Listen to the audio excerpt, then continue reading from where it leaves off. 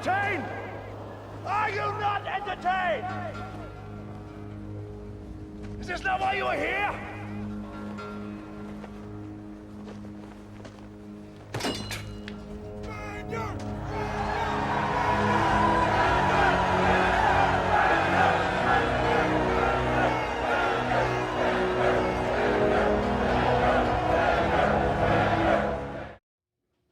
What's going on, everybody? Welcome back to another installment of the I Rest My Take podcast.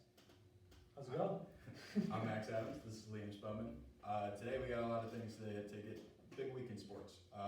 First, we got to talk about sort of the coaching carousel that is going on in both seemingly the NFL and NBA, but NBA a little more. And Tom Brady is running his mouth on people that aren't really used to hearing him run his mouth, so we're going to get into that as well. Yeah, and we're going to get a little bit into Le'Veon Bell, and that's big.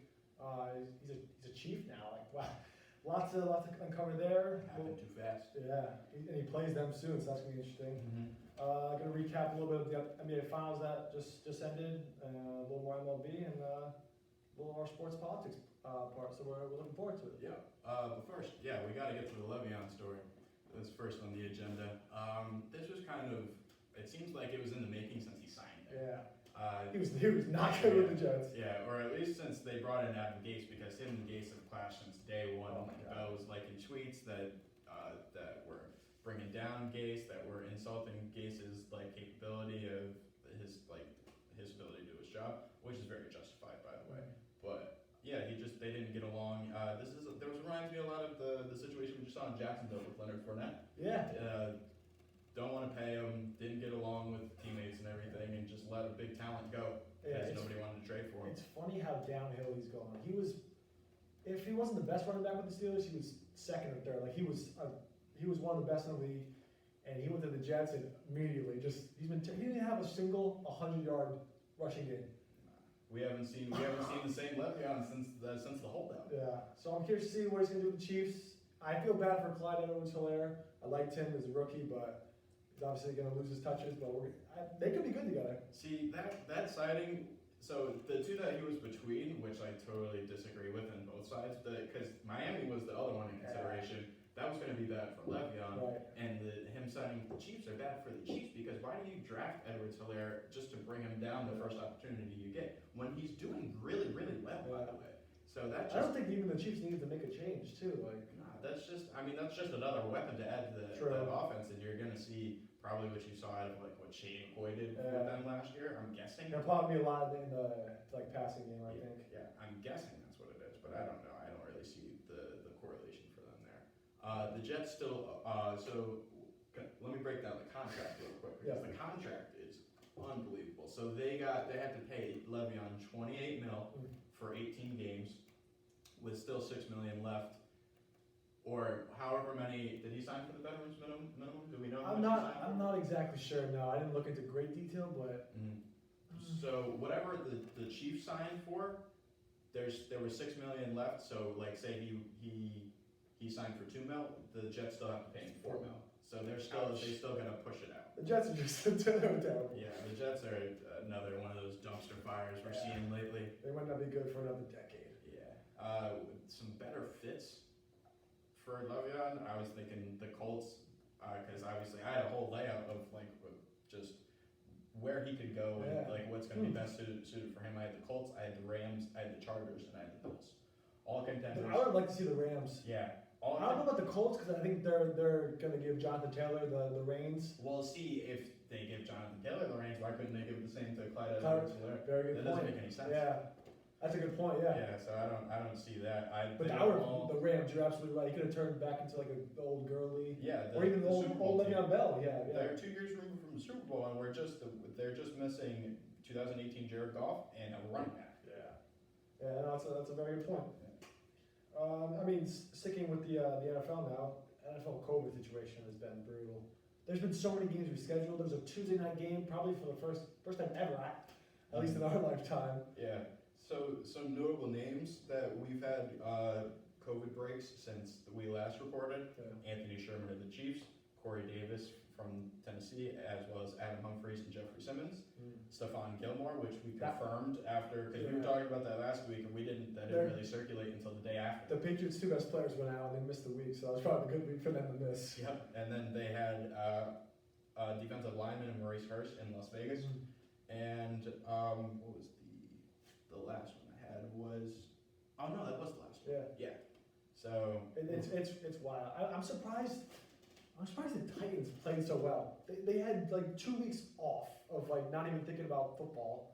I don't even know how well they practiced. They were almost going to get suspended because they were practicing illegally, and they go out and beat the undefeated Bills. Yeah, I thought the Bills were going to run I away thought it with would be that. the total opposite of the game. Yeah, I thought the Bills were really going to run away with that game, and they just got railroaded. Yeah, that was a shock. Yeah, definitely. And now the Falcons are in question now with that. Right. That story broke this morning. Yeah. So we got to see what happens with that. And there's already been 4 or 5 games that have been rescheduled or moved in the past couple weeks. Yeah, it's unbelievable. And I talked about last week how it was getting a little fishy, and now it's starting to expand. I hope it doesn't get any worse than this. Yeah, we gotta hope. At least there's been no. I don't know. I just hope I hope it doesn't get worse. Right. And then transitioning into the NBA. The NBA coaching situations. There's Ty Lue just signed the Clippers. That's big news. Yeah, there's big names on the market and big teams to fill those big names. Yeah, the Clippers are probably the biggest team. I think they did right with Ty Lue. Yeah, it was either. I feel like they weren't going to go outside of what they already had in Ty Lue or Sam Cassell, and I don't really think you could go wrong with Ty Lue anywhere coming off of NBA champion. Yeah, he was an NBA champion. He's 3 years removed from a finals appearance, so. No, he should be good, and he knows the guy, so it's not going to be a huge transition. Yeah, I'm glad to see him back in the head coaching. Coaching position. Some names that are out there in some interviews.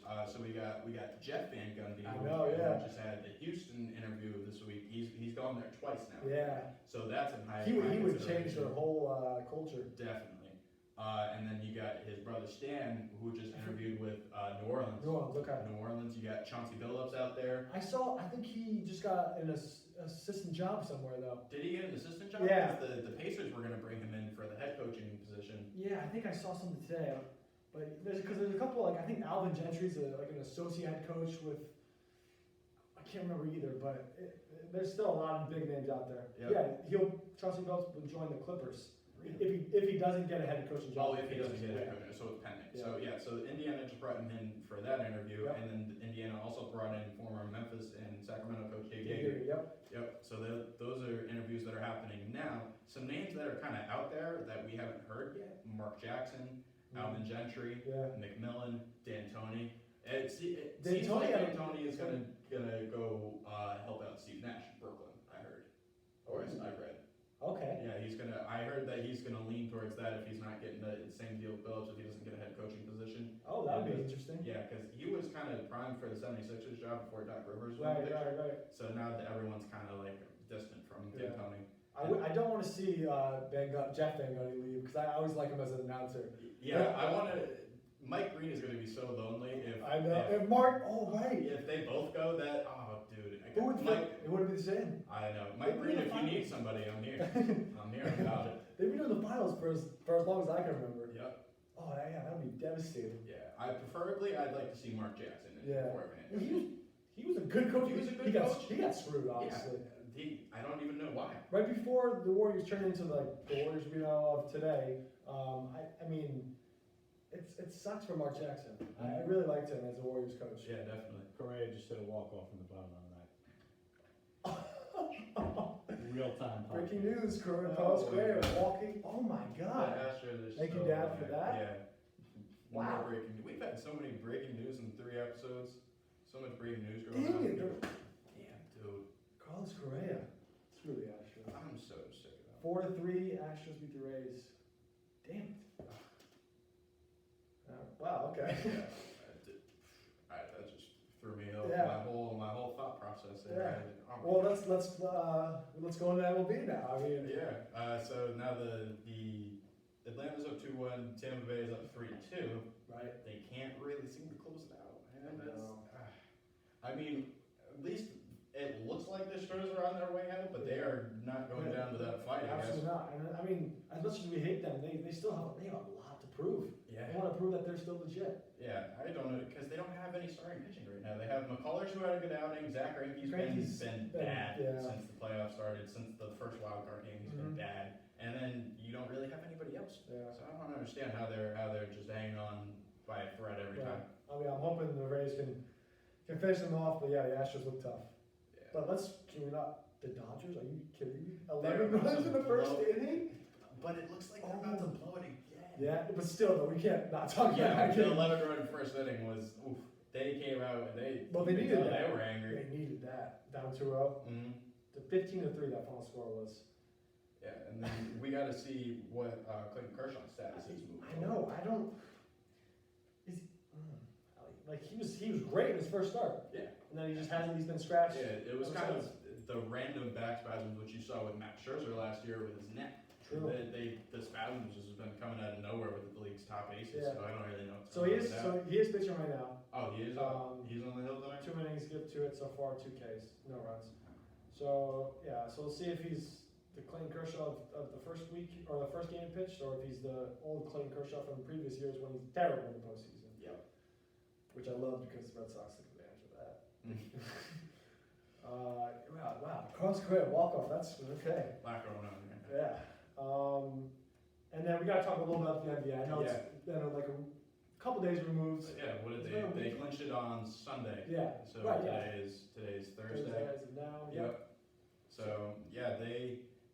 I mean, it was the Lakers to lose. Yeah, it was Lakers to lose from the beginning, Yeah. and then the Bam and Dragic injuries only added to that. But we got to talk about Game 5 first.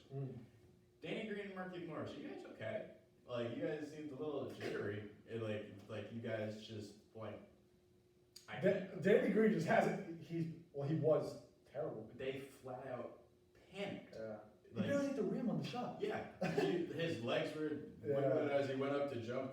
Oh my god! And then Marquise Morris Marquise just Morris. was like, somebody take it, somebody take Dude, it, I think somebody take it. he thought Anthony Davis was like 10 feet tall because that was brutal. That He had was an LeBron. awful pass. He had LeBron in the corner, and I think he had someone else in the corner, but LeBron was wide open. They had Was it KCP in the KCP? corner. Okay. They had LeBron on the wing, and they had Danny Green right behind with him. like 3 seconds left. Yeah, and oh my god, that was was the bad. biggest choke panic I've ever seen. But that game was crazy because Jimmy Butler and LeBron were going at it.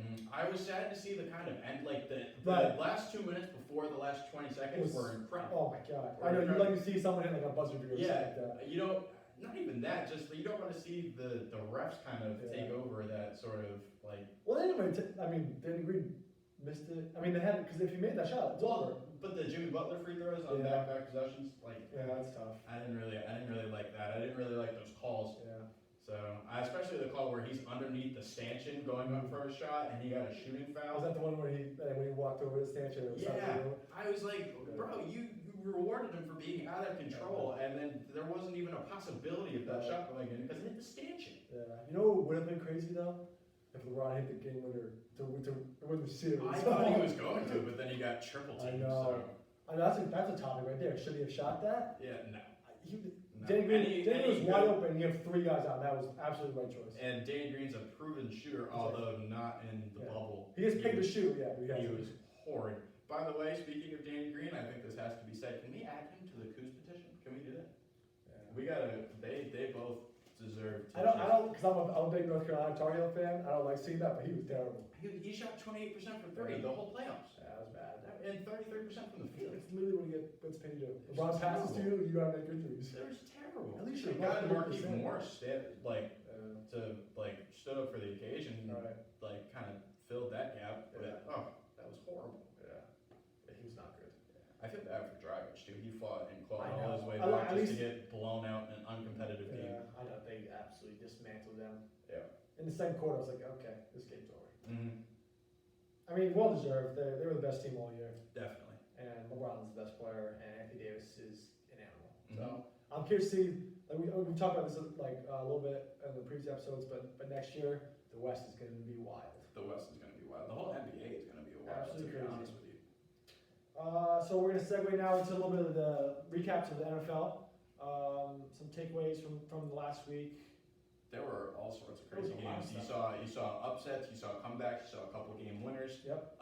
Oakland, Miami were the big upsets of the week. Raiders looked like a playoff team. The Raiders have given us glimpses, but we don't really know because we've seen them in the past couple of years where they win a couple of good games and then they end up like 7-9, 8-8. Right. So you don't really know what to think with them. But I mean, the Chiefs, they took the Chiefs and the Chiefs were red hot. That broke their 13-game winning Street. Right. And we were talking about the Chiefs, how we were so hot on them, and Raiders took it to them. So the Raiders impressed me. Miami, I think that's more of a testament to how depleted and the Niners are. Yeah, I just want to say I called that. It was a hot take.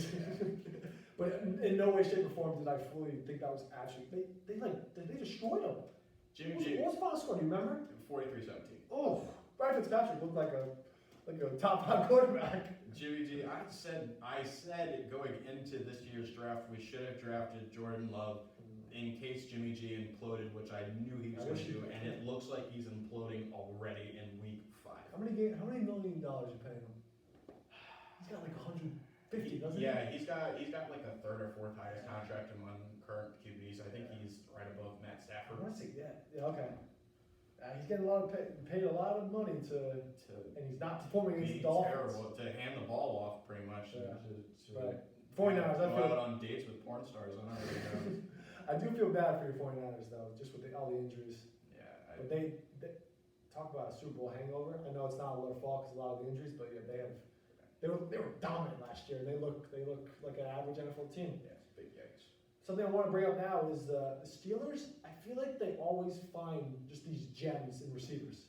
Chase Claypool had 4 touchdowns last week and 100+ yards. There was a couple that kind of came out of nowhere last week as far as like just fantasy production and Yeah. everything goes. You had Chase Claypool with the 4 touchdowns. You had Travis Fulgham I was just gonna say that, yeah. in Philly. Yep.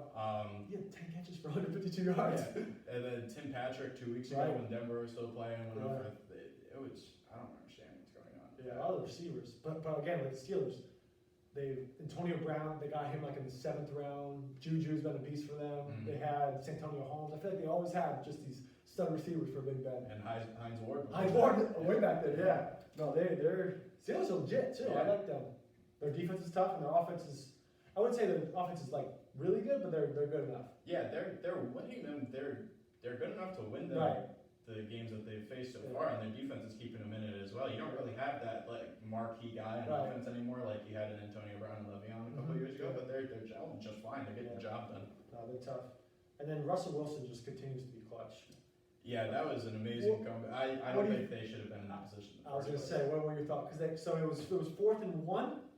It was- It was 4th and 2 something, 4th and short, and Mike Zimmer said, "Let's go for it." Instead of kick the field goal to go up 8, right? Mhm. So Yeah, what would you do? I would kick the field goal Exactly, because you can't lose the game in regulation. At the same time, they were running the ball all over them Yeah. all night, and they were getting a lot of chunk yardage plays. And you don't give the ball to Russell Wilson with a minute plus. Definitely. It's a toss up though because the weather was bad too, so Yeah. you don't know what's gonna happen with that because the ball could slip. Yeah. Like But I mean, you It's go up tough. 8 and they have to score a touchdown and a 2-point conversion. yeah, and you can't lose the game in regulation. I think that's the key thing there is you can't outright lose the game, and Right. if But it goes overtime, so be it. Yeah, I But can see where Mike Zimmer was coming from. He wanted to put the nail in the coffin, but the other thing is they didn't really have anything to lose yeah. because they True. were 1-4, 1-3. Now they're 1-4 now, yeah, Yeah. 1-3, yeah. Right, that would have been a big win. Yeah. So I mean, I applaud Mike Zimmer for that. Mhm. Some balls to do that, but I think I would have went on the safe side for that. Mhm. Speaking of NFL, still we're going to move into week 6. Some NFL pick'em segment we got here. Yep. So we got a big game, the Packers versus the Buccaneers. I'm sticking with my Packers. Go Pack, go. Who you got there? I got Green Bay. I think A-Rod is way too hot for a 43-year-old cliff-falling Brady. And he's not going to come in and disrupt that. There's no way. And there's so much dysfunction going on in Tampa. Tom Brady's going to mess around and get himself throat punched if he keeps running his mouth to the linemen that have never heard him speak or like has never played with them before. I think they had 4 penalties on or 3 penalties on one drive. No, like, yeah, they You have talk a about lot of when you're like- penalties, but like you're a new face there, and they don't really like. Obviously, like they know what Tom Brady brings to the table, but you're not gonna come in and act like you're running the show right away. If I'm on the Buck squad, like you're not. You're gonna gel with the rest of us, or you're gonna just kind of find your way. See, I disagree. I think he has the right to do that. If it was the Patriots, absolutely, but he's not established with the Bucks. So I mean, he's established as the greatest quarterback of all time. I can't get on board with that. But That's another discussion. But I mean, I think he's not going to change his personality, his kind of leadership styles, just changing a new team. I think it's very bold to come into a situation that you're not accustomed to and run the show. I would be, as a teammate, I would be annoyed to the maximum capacity there. I don't think I would, just because I respect Brady too much, and he's been so good. He has the right to call you out. I don't care if you are a new face at all. I don't know.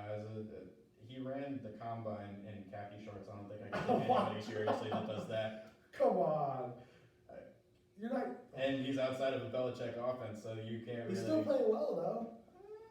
You think He got like lost to 12 Nick Foles? touchdowns. He got outdueled by Nick Foles. I mean, he's always Oh, Bears Nick Foles. He's always got Yeah. that to him. You can't get the best. Nick Foles always gets the best of him. Yep. But that's another discussion for later about Tom Brady. But I think we're both in agreement. I think the Packers are going to take that. Browns Steelers. That's an interesting game. Yeah, that got a lot more interesting as the Browns kind of defied odds almost, because the Browns have been projected to lose or projected to be like in tight games, and they're kind of winning them pretty convincingly. Mm-hmm. I have the Steelers. I took the Steelers as well. This is Cleveland's first huge test within their division, and they don't have Nick Chubb, so I think that's going to hurt them a lot, especially with the Pittsburgh defense. Something to watch for. You might want to, if you're the Steelers bench, keep Mason Rudolph away from Myles Garrett post game.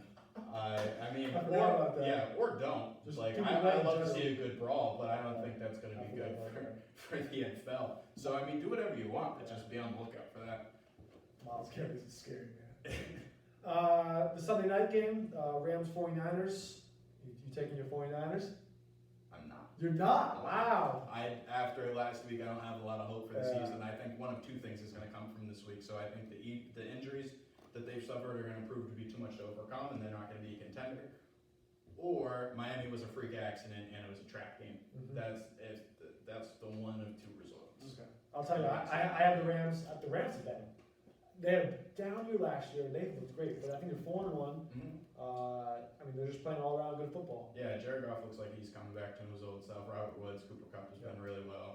Darrell Henderson is like on and off. Right, they have like a three-headed committee. Yeah. If one of them kind of goes above, I think they'll be a better team, obviously. Definitely. But I don't know who it will be. Yeah. I want to say Cam Akers, but I don't know. But he's a rookie. I mean, he's got a good enough Madden card. I would hope that they would give him. And he's some super more talented. And then we got two Monday night games. First, the Chiefs Bills, which is going to be a great game, and then the Cardinals Cowboys. Mhm. So who you got first with the Chiefs Bills? Chiefs Bills. I got KC in this game. I'm hoping this game, this game has the potential to be a lot like the Tuesday night game.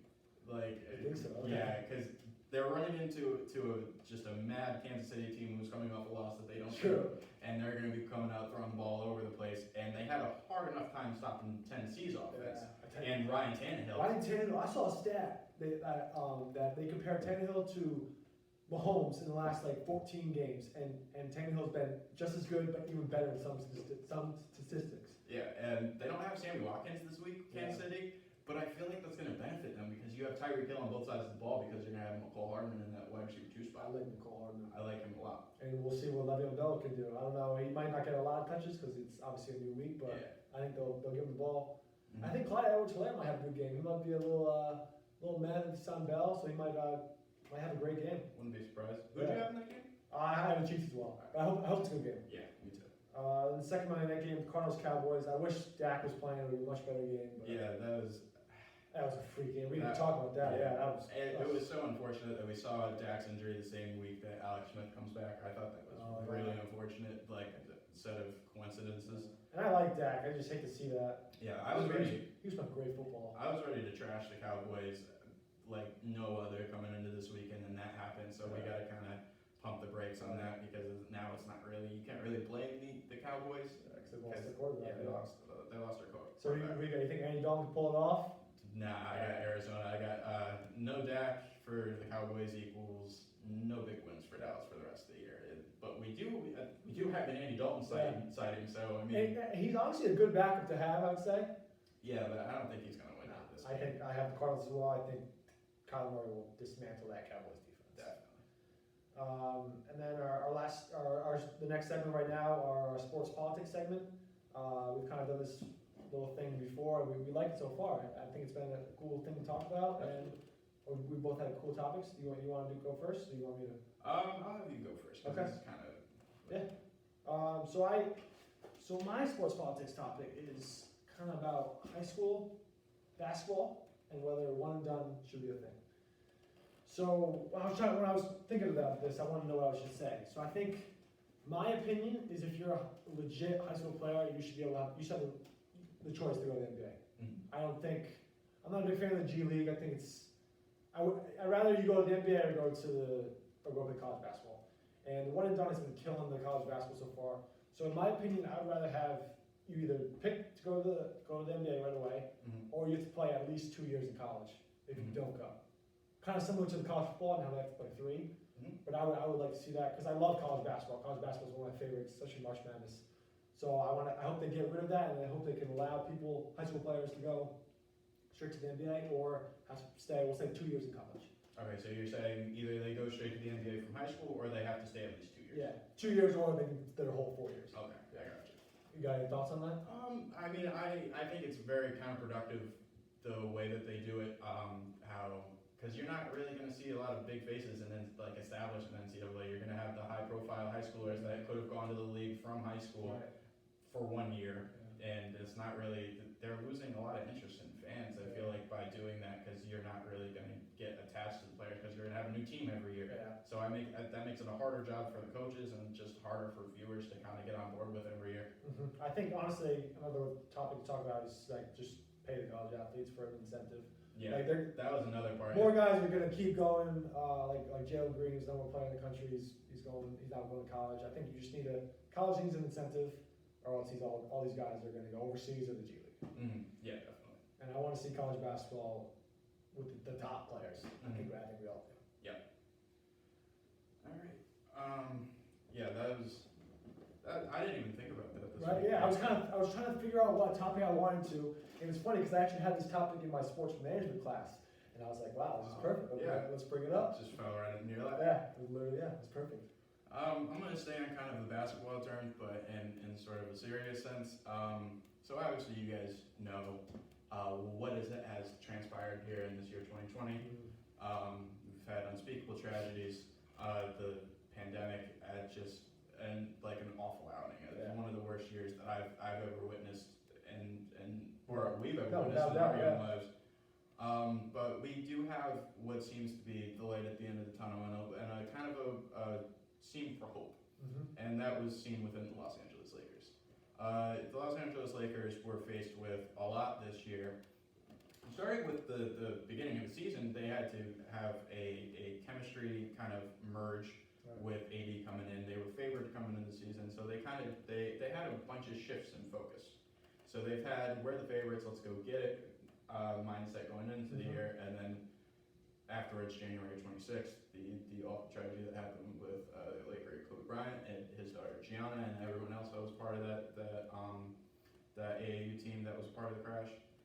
They were faced with that, and so they changed their focus for Kobe, and then the hiatus happened, and then they were one of the advocates for the social justice going into it, them and the Clippers, and so it was, let's do it for everyone, let's win the championship for everyone, but most of all Mamba. And there was a ton of people that went into it with high Kobe ties throughout that Laker team. You had Dwight Howard, who had their kind of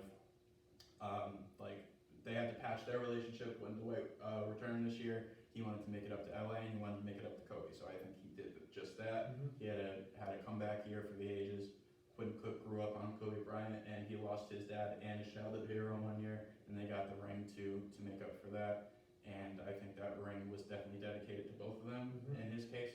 And then LeBron, who not only lost a competitor but lost a friend, and he dedicated the rest of his career, and he wants to make Kobe proud, and he proved that by winning Finals MVP, and he definitely did it all for Mamba. Yeah. And then you have AD, who lost a mentor, Right, for the Olympics, right? and a friend as well, and everything, you saw how emotional he was, and I'm sure he was overcome with emotion about Kobe, about winning his first title. There was a lot going into it. Yeah. No, LeBron delivered on his promise to fulfill the win, and I applaud him, and LeBron's the man. definitely. So I think the Lakers championship kind of, like I said, provides the light at the end of the tunnel, and that there is hope that we can move on from the tragedies, we can move on for the pandemic, because this is the first championship that we've seen post-pandemic or post-hiatus. So thank you, Lakers. We need